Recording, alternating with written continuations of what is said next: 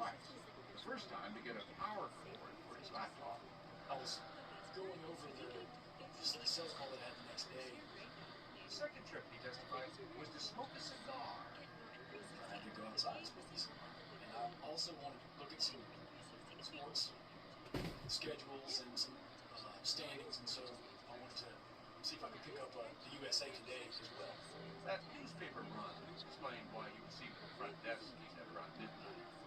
So between the time you smoked a cigar and went back upstairs and went to sleep, did you leave that room until the next morning? No, sir. Next morning, after his sales call, Jason testified, he realized he'd left some eBay printouts sitting on the computer printer at home. To show the purses, he was thinking of buying one for Michelle as a belated anniversary present.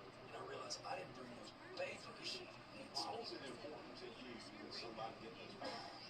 Because I wanted it to be a surprise. A surprise to Michelle means so much more than anything. So around noon, November 3rd, he called his sister-in-law, Meredith, from the car and asked if she'd go to the house and get those eBay papers. He left Meredith a voicemail.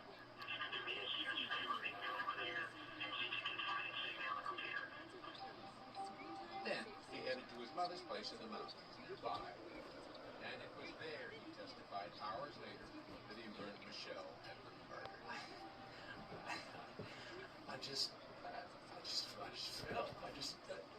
I broke on the inside. I just broke and I didn't believe it. Then he drove back to Raleigh. During the drive, he said, his friends called. Ryan and Josh had said that the investigators were asking really ugly questions and pointing their finger at me and doing things like that. The murder. After he checked into the hotel, Jason testified, he left his room twice. The first time to get a power cord for his laptop. I was going over the sales call that I had the next day. The second trip, he testified, was to smoke a cigar. I had to go outside and smoke some. And I also wanted to look at some sports schedules and some standings, and so I wanted to see if I could pick up the USA Today as well. That newspaper run explained why you would see at the front desk, he said, around midnight. So between the time you smoked a cigar and went back upstairs and went to sleep, did you leave that room until the next morning? No, sir. Next morning, after his sales call, Jason testified, he realized he'd left some eBay printouts sitting on the computer printer at home.